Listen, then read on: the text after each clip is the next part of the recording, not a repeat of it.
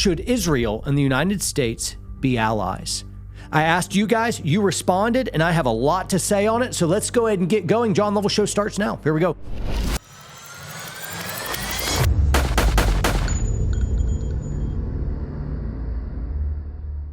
This is not the only component of the show. If you're watching on YouTube or listening on podcast, understand that we have other portions of this show. It's a longer show that has our Q&A ambush section. A lot of you guys write in fantastic questions, and I hammer down on those. Nicholas, he has a caliber conundrum. Also, we do our hot topics, and so stuff that's happening around the world. So you're not going to watch the Olympics, are you?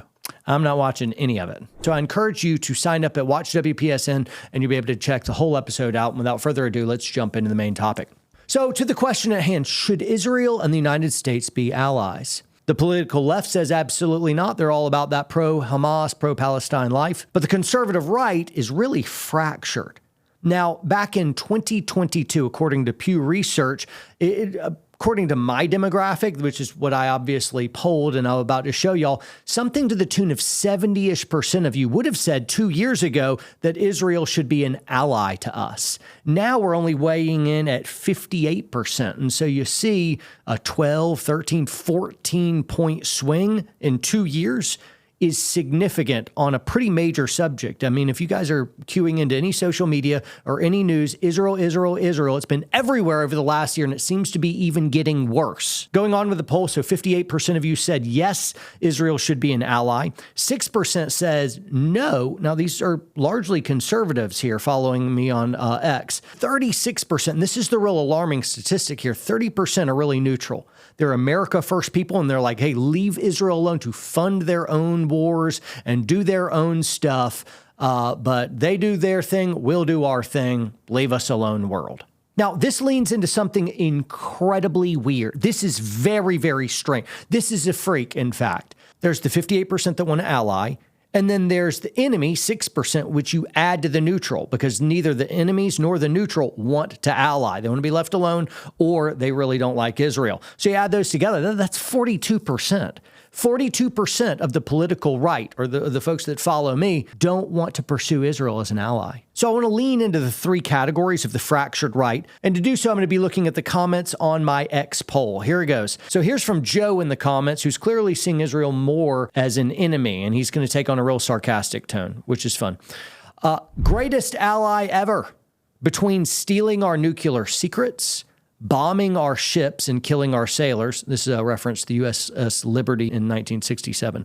And planning terrorist attacks against us to get us involved into war. What's not to love? So clearly, Joe is taking the position that Israel is manufacturing all kinds of crises. They're doing acts of terrorism directly, or they're at least conspiring to help those, plan those, bring those about. They're doing terrible, terrible acts of literal warring violence. And so he's saying, hey, no, they've been an enemy to us. So yeah, why would we call them an ally is Joe's point here.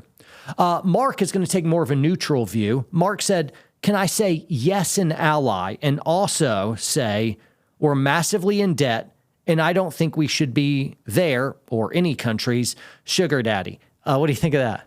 Boy, oh boy, I think that we are the bullet and bomb supplier of the world. Yeah, and so if you're supplying bombs and bullets or boots on the ground or anything at all to that effect, you are an ally. So you can't say, yes, we're an ally, but we shouldn't give them any money or any aid. I'm like, well, then you're not an ally. You won't survive what's going to happen next, but you know, we kind of like you still. You know, Gondor calls for aid and Rohan answers. You know, you have to, if you don't answer, you're not an ally. And so you have to do something to help out your allies in some way. And so you could be a really good ally or a really bad ally, but you can't sit back in a corner doing nothing and still say ally. And that just is to say, I have pretty feelings and thoughts about you. I'm rooting for you, but I won't do jack to help you. I'm like, well, our allied powers don't come together and help each other, the axis of evil still stands. You know, of like allies actually have skin in the game. Here's an ally. Corporal Dwayne said, if you look at what we get in the form of technology, especially in medical and military intelligence, 50 billion in bilateral trade, et cetera, it might be one of the most beneficial trade relationships we have. Unlike with Ukraine, Israel is in fact a net positive for the USA. Now, when I did this Twitter poll for you guys to figure out what in the world, where'd y'all stand with Israel, I also simultaneously ran one for the Ukraine because I wanted to find out what level of support you guys had for funding Ukraine. Here is the poll. Oof, less than 3% of you guys think that we should be giving any aid at all to Ukraine. And then 10% said we should give some. But by and large, should the U.S. be giving aid to Ukraine? 88% of our following said absolutely not. No aid. And so, holy cow, that kind of pushes us into why the big shift regarding not being an ally with Israel. I think one thing is we are burnt out as Americans of trying to bail out any other country doing any other war. The massive spending that's happened in Ukraine has really soured Americans towards sending support anywhere at all. So I think a huge shift of the reason why so many people who were priorly allies for Israel are now more in the neutral category. We're burned out on giving aid to Ukraine. And so by result of that, we don't want to send anything to Israel either. I would also offer up that I think that guys like us believe that our own military stock levels are too low. And that, I said earlier, we are kind of the smart bomb producer and bullet producer of the world. We don't have what we need at home to protect our own country. And so I'm sick and tired of sending all of our munitions elsewhere while our stocks diminish. I have one final point on why I think a lot of people who would have jumped on the absolutely Israel as an ally train, but are now more in the neutral camp, has to do with the uncertainty of the Israeli and Palestinian war. And it's very difficult to find out fact from fiction. Now, Hamas knows that, and so their main idea is engage in acts of terrorism, then hide behind innocents and civilians. So it is absolutely true that they build their weapons caches and do their bases under hospitals and kids' schools and really sick, twisted stuff. So if Israel does actually go to fight the bad guys, they have to come through the innocent civilians. Now, I don't believe that Israel is actually loving killing kids or women or anything else like that, but that you basically are pushing them into a point of you're putting them in an impossible position. They have to engage in the war. Because acts of terrorist and aggression, the war was thrust upon them and they responded in kind. And if that goes unpunished, the terrorists still at large, well, then you've just rewarded them. You've let them know no, you get off scot-free now. And they can continue to attack and attack. It's like if you were in a fight with somebody and you're only allowed to throw blocks but no punches. I'm like, no, the only way to actually win is to put them on the ground and make them say uncle or knock them out. That's the only way to win. That's just how violence works. And this is how war works. You've got to beat your opponent bad enough that they want peace and you're able to negotiate a peaceful solution. You have to submit them. You have to psychologically incapacitate or as a matter of physical incapacitation, which means you killed all the bad guys, or you took away their means logistically to be able to fight, or you're able to disarm them somehow, cutting off supply chain. You make them tap out, say uncle, and beg for peace. That's how you win a war. That's it. That's always been the only way. We haven't had a war like that in a long time. No, and that's why we haven't won any wars in a long time. I wonder if America even has the resolve, the stones to understand what war actually is, which is a terrible, terrible thing. And since it is terrible, let it be over as fast as possible, right? And you don't want to kill innocents. You don't want collateral damage. You don't accept that, but you want to take the war fighters and those true believers abroad, and you want to crush them underfoot. And that's actually the kindest thing you could do for all those who would otherwise be experiencing collateral damage for years and years and years. At any moment, Hamas can give up the American hostages and the rest of the Israeli hostages and declare an end to their hostility. That's right. At any moment, Hamas can do that, but they don't do that. They must know they can't win, so why are they still doing that? They must want the untold devastation on the Palestinian people to curry world favor against the Israelis. And that's the long-term goal of them. It's a dirty, disastrous thing. I did want to give mention, though it's the smallest bit of our survey, 6% of you guys said that the Jews were actually an enemy. Ben, I want to share with you a graphic that I saw. This came across my desk like this year. So this is still pretty new. Bring up that image. Yeah. There it is.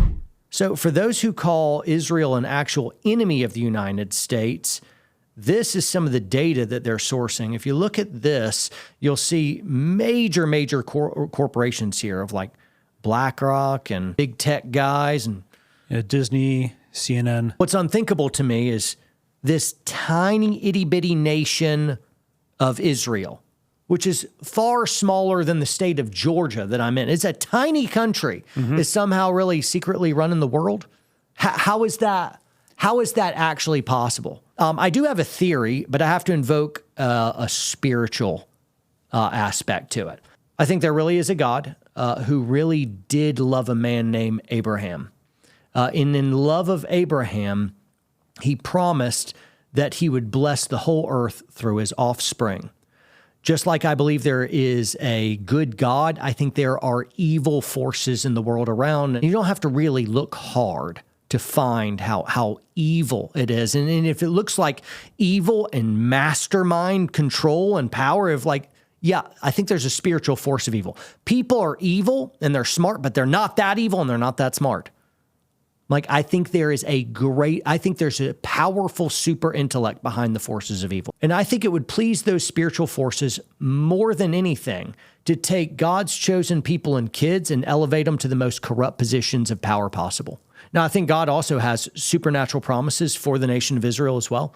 And in so doing, they have their own champions. And so you have people doing good work, but you also have people that are black hat doing really maniacal work as well. So I wonder, those are the forces of evil trying, if they can't destroy Israel, which they've tried to do for millennia and can't actually pull it off, then maybe what they can do is break the Lord's heart by taking his chosen people and corrupting them. Ironically, many of those names on that list or those companies are no friend of the nation of Israel. They'd like to see it dissolved as well, though. So that's the irony of ironies, isn't it? Yeah, and I don't think the forces of evil care. Yeah. They just want to destroy God's chosen people. One of you guys in the comments, what was it? It was Scott. Scott responded to the poll with this. He actually just quotes Genesis 12. What did God say? I will make you into a great nation, and I will bless you, speaking to Abraham. I will make your name great, and you will be a blessing. I will bless those who bless you, and whoever curses you, I will curse. And all the peoples on earth will be blessed through you. So there it is. God loved Abraham, and he said, Abraham, I'm going to bless you and your offspring forever. And in fact, through your offspring, the entire world will be blessed. Now, in the book of Galatians of the New Testament, we can receive commentary that that offspring is actually Jesus Christ, and it means salvation comes from Jesus.